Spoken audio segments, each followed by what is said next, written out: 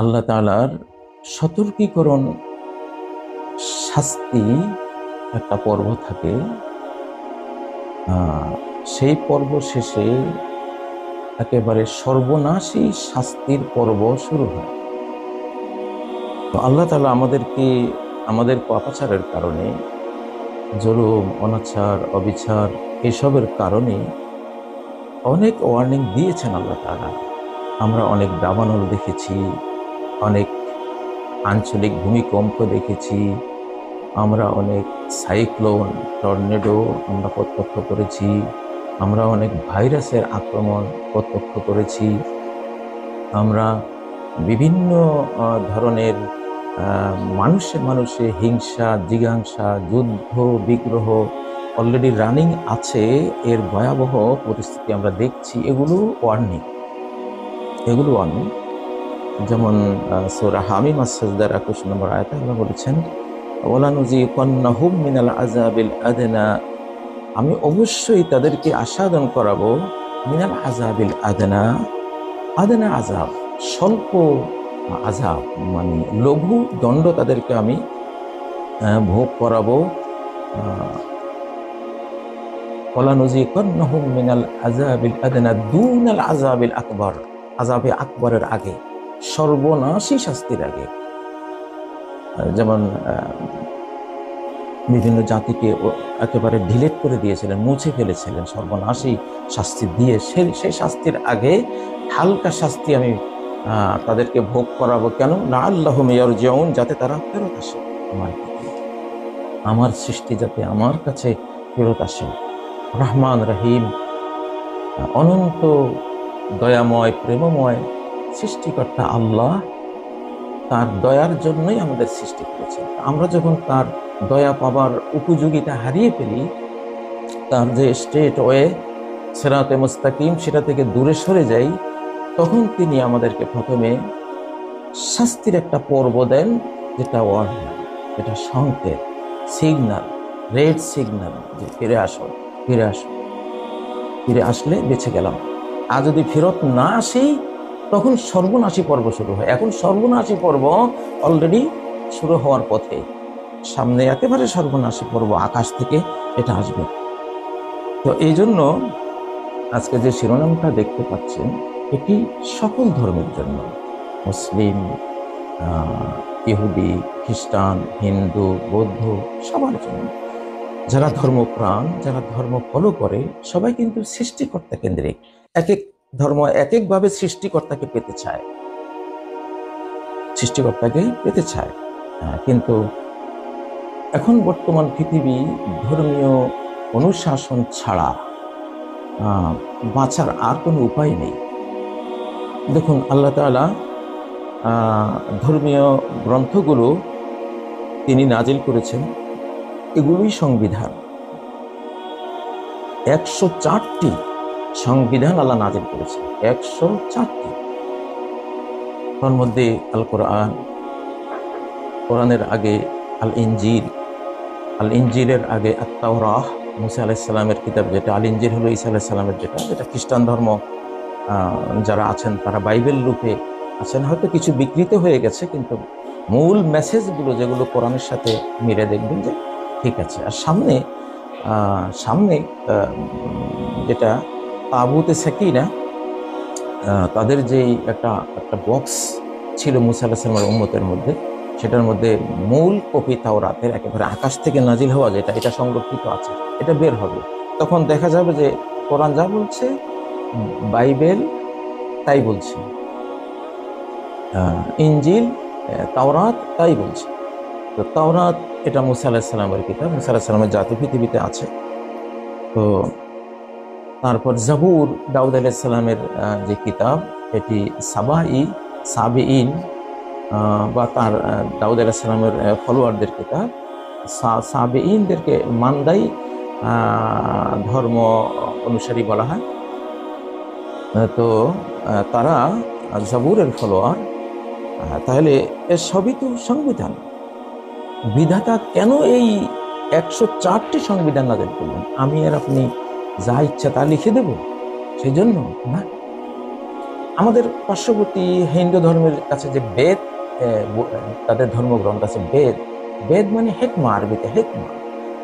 এটা মূলত ইব্রাহিম আলাইহিস সালামের যে সাহিফা, সোহফে ইব্রাহিম ও মূসা, সূরা আল আরাফ 19 নম্বর আয়াত। তো এটা মূলত ছিল হযরত ইব্রাহিম আলাইহিস সালামের পুস্তিকা, আকাশ থেকে আসা আসমানি সংবিধান, এই বেদটা। এখানে কিছু বিকৃত হয়ে গেছে হয়তো, যেটা পরবর্তীতে মানুষ ওটা মনে রাখতে পারেনি বা কেউ ইচ্ছাকৃত কিছু বিকৃতি সাধন করেছে, কিন্তু মূলটা হলো ওইটা। এটা ফার্সিতে দানিস্তা বলে, বাংলাতে বেদ বলা হয়, সংস্কৃত ভাষায় এটা আছে। আহ, আহ, সেটা ইব্রাহিম আলাইহিস সালামের ওখানে দেখবেন। আপনার মূল যে তাদের দেবতা ব্রহ্মা, ব্রহ্মাকে বারহামা, বারহামাকে আব্রাহাম, ইব্রাহিম আলাইহিস সালাম। সেখানে সেখানে তো লেখা আছে যে ব্রহ্মা বৃদ্ধ বয়সে পিতা হয়েছিলেন। আমরা জানি ইতিহাস বিখ্যাত কথা, ইব্রাহিম আলাইহিস সালাম তিনি বৃদ্ধ বয়সে পিতা হয়েছিলেন, আর ইসমাইল জন্ম হয়েছিল। এবং ওই বেদে লেখা আছে, বেদ পুরাণের এটা বক্তব্য আছে যে ব্রহ্মার দুই স্ত্রী ছিল, একজন হলো হাকরা, হাকরাকে হাজেরা, মিশরি ভাষায় জিনকে তারা গাইন বলে, হাগরা, হাকরা। তার আরেকজন স্ত্রীর নাম হলো সরস্বতী, সরস্বতীকে সারা, সর হলো সারা, সারা সিদ্ধি, মিশরি ভাষা সারা সিদ্ধি, সিদ্ধি মানে হলো সতী। তো মিশরি ভাষা এটা বলে সারা সিদ্ধি। সেটা একটু এসব যে কোনো ভাষায় এক ভাষা থেকে আরেক ভাষায় আসলে কথাটা একটু চেঞ্জ হয়, সরস্বতী হয়েছে। তো সরস্বতীকে সারা সিদ্ধি ইব্রাহিম আলাইহিস সালামের স্ত্রী। আচ্ছা, এবং সেখানে বেদ পুরাণেরই এটা তথ্য যে তাদের দুই সন্তান ছিল। তো দুই সন্তান কার ছিল? ইব্রাহিম আলাইহিস সালামের, একজন ইসমাইল, একজন ইসহাক। তো মূলত তারাও অজান্তে হযরত ইব্রাহিমের ফলোয়ার, কিন্তু বেশ কম করে ফেলেছে। তো যাই হোক, তো এখন বিশ্ব কিন্তু আবার ধর্মগ্রন্থের দিকে ফেরত আসছে। আপনি দেখবেন খ্রিস্টান বিশ্ব বাইবেলের দিকে ফিরে আসছে, তারা এটাকে চেতনায় নেয়। আমাদের পার্শ্ববর্তী দেশে তারা কিভাবে বেদ পুরাণকে ফলো করে, একেবারে জাতীয়ভাবে তাদের সর্বোচ্চ নেতারা কিভাবে কুর্নিশ করে, আপনারা দেখবেন কিভাবে শুয়ে পড়ে, কিভাবে ফুল দেয়, কিভাবে করে, এগুলো এখন একেবারে জাতীয় রূপ নিয়েছে, রাষ্ট্রীয় রূপ নিয়েছে। ধর্মগ্রন্থের দিকে ফেরত আসছে পৃথিবী। আমাদের আরব বিশ্ব তো আলহামদুলিল্লাহ তারা তো কোরআনই তারা ফলো করে যদ্দূর পারে। তো এখন মুসলিমদেরকে ব্যাপক হারে আসলে আমাদেরকে বিশেষ করে, যেহেতু বিধাতার বিধান ছাড়া বাঁচার কোনো উপায় নেই, বিধাতার বিধানে ফেরত আসতে হবে, সারা বিশ্ব ফেরত আসবে। আল্লাহ বলছেন, কি বলছেন? ইন্না আনজালনাত তাওরাতা ফিহা হুদাও ওয়া নূর। আমি তাওরাত, ওল্ড টেস্টামেন্ট, যেটা এদের কাছে আছে, মুসা আলাইহিস সালামের জাতির কাছে, ইহুদিদের কাছে, তো ওইটা আমি নাজিল করেছি। ফিহা হুদাও ওয়া নূর, এর মধ্যে আছে গাইডলাইন, ও নূর, এর মধ্যে আছে জ্যোতি, আলো। ইয়াহকুমু বিহান নাবিয়্যুনা আল্লাযীনা আসলামু, এই তাওরাত অনুসারে দেশ পরিচালনা করবে নবীগণ যারা আল্লাহর কাছে আত্মসমর্পণ করেছেন।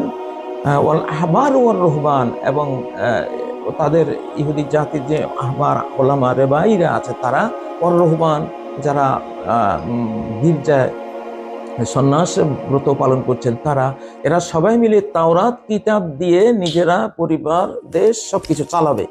এটি সূরা আল মাইদার 46 নম্বর আয়াত। আচ্ছা, এটা তাওরাতের ব্যাপারে আছে। তাহলে দেখুন, সব জাতি চেষ্টা করছে এখন ধর্মগ্রন্থের দিকে ফেরত আসতে। আবার বাইবেলের ব্যাপারে আছে, ওয়ালিয়াহকুম আহলুল ইনজিল বিমা আনজালাল্লাহু ফি, যারা ইনজিল ওয়ালা, অর্থাৎ ঈসা আলাইহিস সালামের জাতি, অর্থাৎ খ্রিস্টান জাতি, যেটা, তারা যাতে আল্লাহ যা তাদের ইনজিলে, বাইবেলে নাজিল করেছেন, তারা যাতে সে অনুসারে চলে। এটা কোরআনে সূরা আল মাইদা 47 নম্বর আয়াত।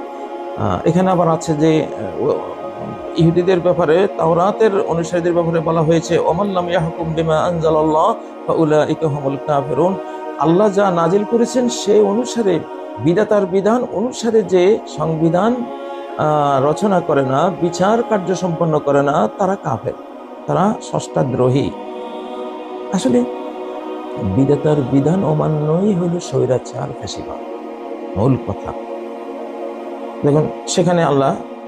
ইহুদিদেরকে সেখানে এই কথা বলেছেন যে তারা কিন্তু যদি আমার বিধান অনুসারে তারা বিচার না করে, না চলে, তাহলে তারা কি কাফেরুন, তারা অবাধ্য, তারা অস্বীকারী, স্রষ্টা অস্বীকারী। আবার ইনজিলবাসী যারা খ্রিস্টান ধর্মের অনুসারী তাদেরকেও বলেছেন অমাল্লাম ইয়াহকুম বিমা আনজালাল্লাহু ফাউলাইকা হুমুল ফাসিকুন। আল্লাহ যেটা নাজিল করেছেন বাইবেলে, ইনজিলে, এটা সঠিক, যতটুকু ছিল এখনো আছে, অনেকটা কিছু বিকৃত হয়েছে, এই অনুসারে যারা চলবে না তারা ফাসিক, তারা ক্রিমিনাল, তারা অপরাধী। কে বলছেন? আল্লাহ বলছেন। এটা বাইবেলেও আপনারা খুঁজলে পাবেন। আচ্ছা, আর কোরআনের ব্যাপারে আল্লাহ কি বলেছেন? ওই আয়াতটা হলো 47 নম্বর আয়াত, ইনজিলের ব্যাপারে, যেটা সূরা আল মাইদা। সূরা আল মাইদার 48 নম্বর আয়াতে কোরআনের ব্যাপারে আল্লাহ বলেছেন ফাহকুম বাইনাহুম বিমা আনজালাল্লাহ, তুমি বিচার ফয়সালা করো তোমার জাতির মাঝে, বিমা আনজালাল্লাহ, যা নাজিল করেছেন আল্লাহ, সেন্ড ডাউন করেছেন আকাশ থেকে, সংবিধান আকাশ থেকে আসবে। আল্লাহর বিধাতার বিধানকে সংবিধান বলে, আর যেগুলো বিধাতার বিধান না আমরা লেখি, আপনারা লেখেন, মানুষে লেখে, কোরআনের ভাষায় এগুলোকে বলা হয় আহওয়া।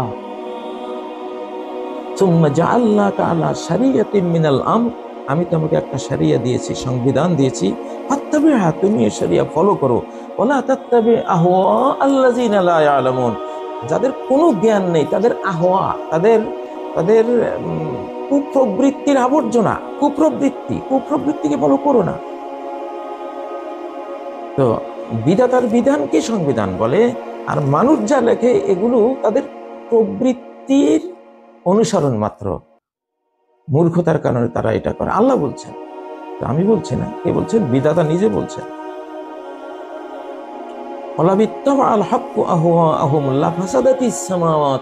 মানুষ যে সংবিধান রচনা করে কেউ ওটা ফলো করে না। এটা ফলো করে আমার কি হবে? পরকালে তো এটার জন্য কোনো প্রাপ্তি নেই।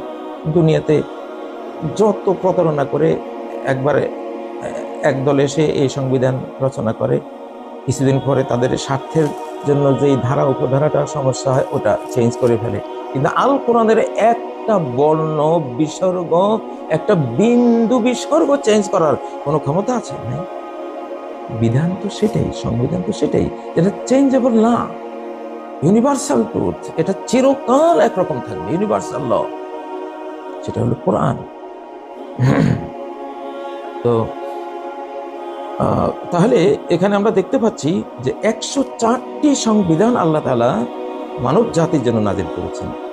এগুলো ফলো না করার কারণে আজকে যত সমস্যা। দেখুন সূরা আয-জিলজালের শেষ আয়াত, ওমান ইয়ামাল মিসকালা যাররাতিন শাররান ইয়ারা, যে করবে এক অণু পরিমাণ মন্দ, চুরি, অপহরণ, আত্মসাৎ, যে কোনো পাপাচার, এক অণু পরিমাণ, এক ইলেকট্রন, নিউট্রন, প্রোটন পরিমাণ বা গড পার্টিকলস পরিমাণ, মানে একবারে সর্বনিম্ন পরিমাণ, যদি কেউ কোনো অন্যায় করে, কোনো মিসিং করে, কোনো টাকা আত্মসাৎ করে, কোনো কিছু করে, ইয়ারা, এটা চলে আসবে সামনে, ডিসপ্লে হবে তার সামনে, আখিরাতে সবার সামনে। আল্লাহু আকবার।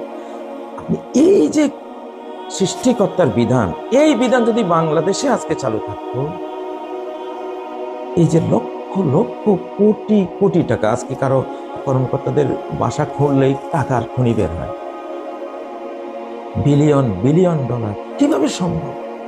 এটা তো এক অনুপরিমাণও তারা চুরি করার সাহস পেত না যদি এই আল কোরআনটা আমাদের সংবিধান হতো। বাংলার গরিব মানুষদের একটা টাকাও খোয়া যেত না। আমি তো জানি, আমি সাক্ষী।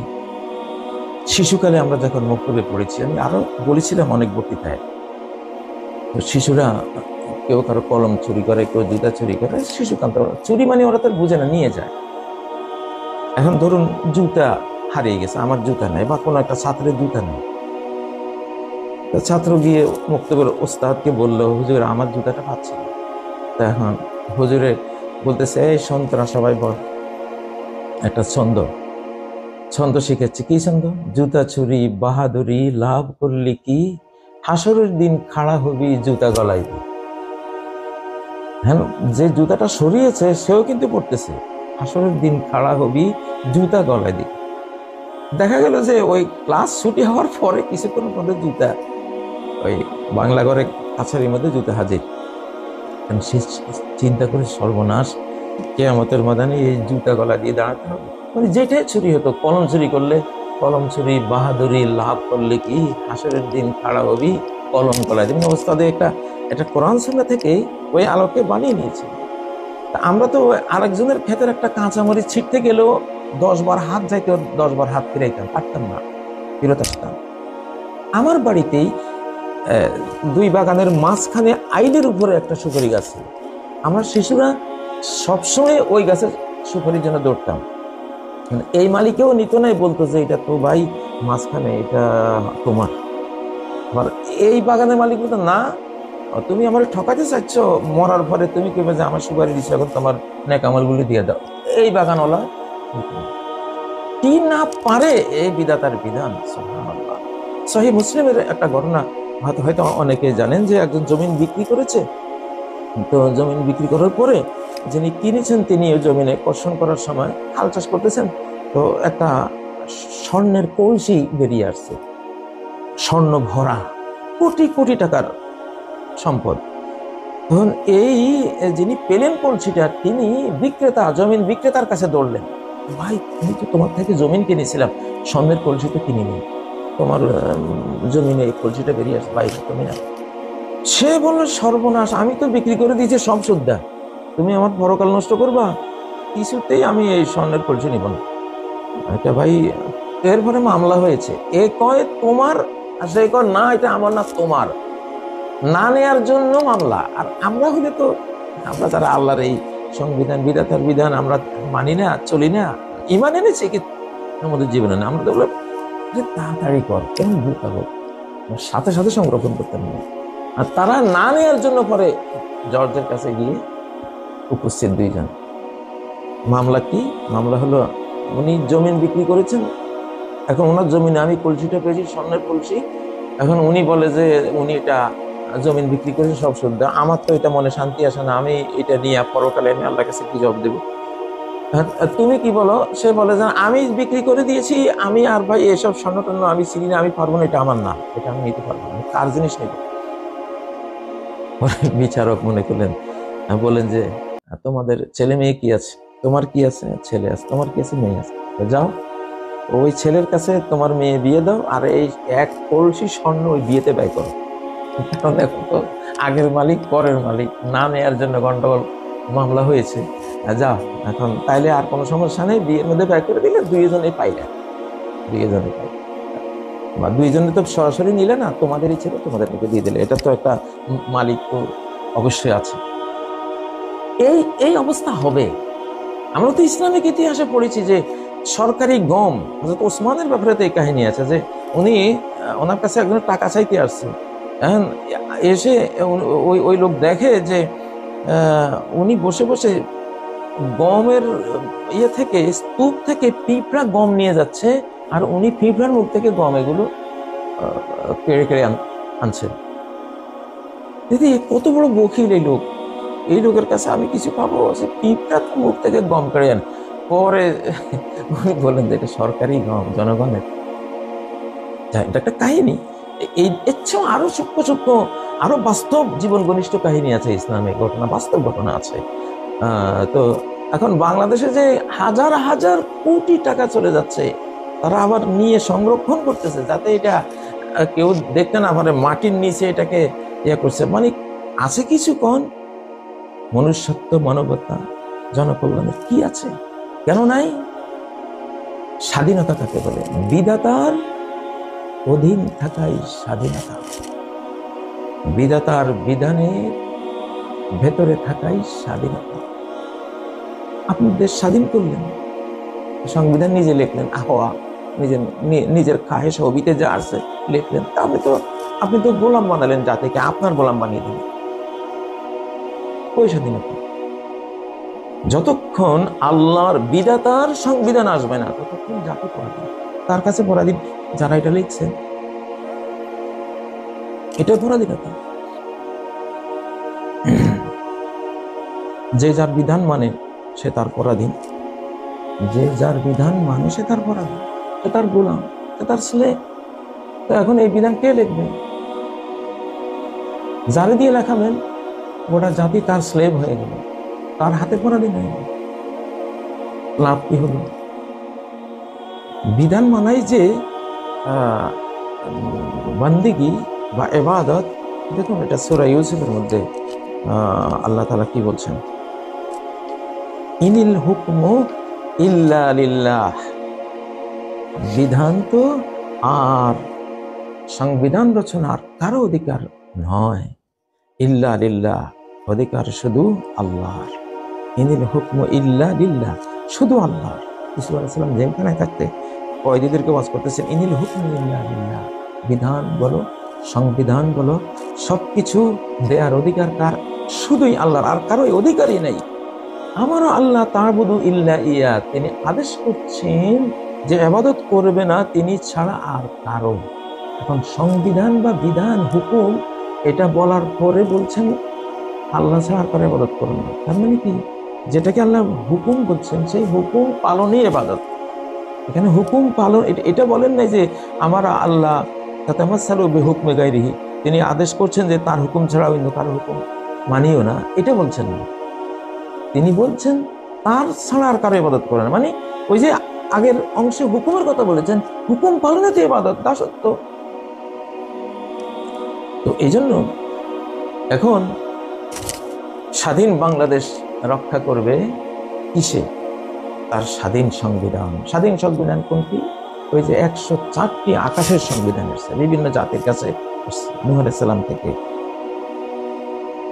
সোহবে নূহ আলাইহিস সালামের পুস্তিকা, আমাদের ভারতীয় উপমহাদেশে মনে ওনাকে মনু বলা হয়। ওনার অনেক শিক্ষা কিন্তু আছে। আপনি যে কোনো ধর্মের মধ্যে কিন্তু অর্চনা, আরাধনা, ইবাদত, উপাসনা বা আপনার যে ধ্যানমগ্নতা, সূচি, পবিত্রতা, এগুলো আছে।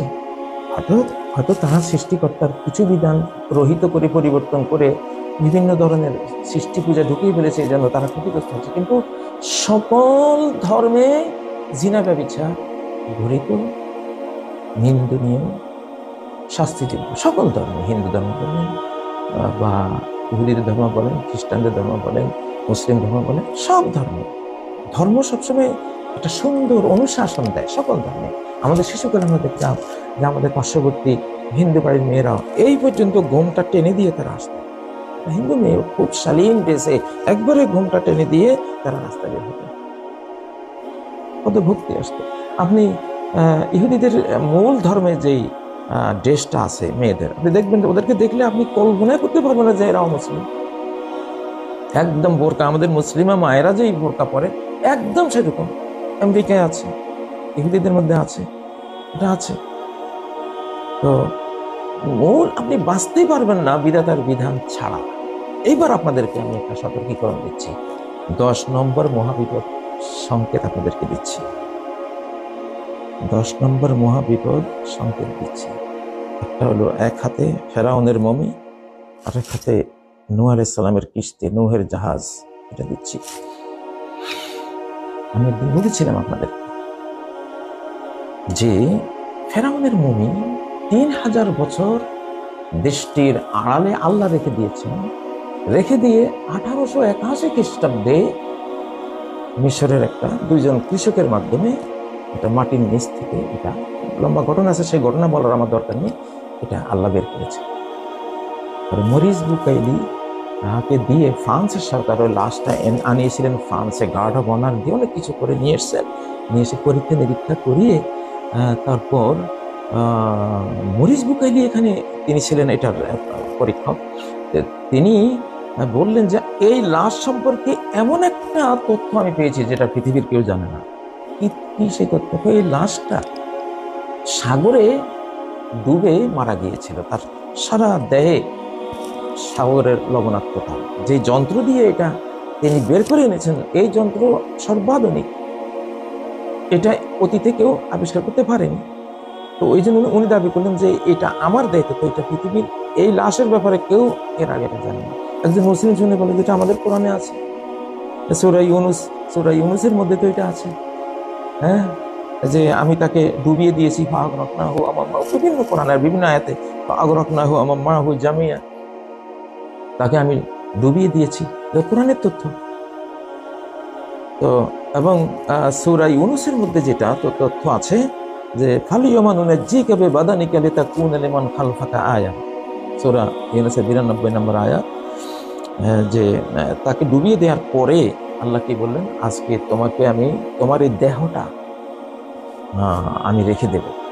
আর সে কিন্তু একবার ঈমান এনেছিল যখন মূসা আলাইহিস সালামের জন্য তৈরি সাগর বুকের হাইওয়ে, পানিগুলো গার্ড অফ অনার দিয়ে যেন দাঁড়িয়ে আছে, পাথরের মতো কঠিন, বরফের মতো হয়ে রাস্তার দুই পাশে পানি, সেই 1-2-3 কিলোমিটার উঁচু বা আরো কম বেশি উঁচু সেই বিশাল পাহাড়ের মতো পানি দাঁড়িয়ে আছে। কারণ মূসা যাবে, মূসা যে আল্লাহকে মানে, এই সাগরও সে আল্লাহকে মানে। মূসার যে বিধিবিধান সংবিধান, সাগরও সেই বিধিবিধান সেই সংবিধানে চলে, ম্যাচিং করা।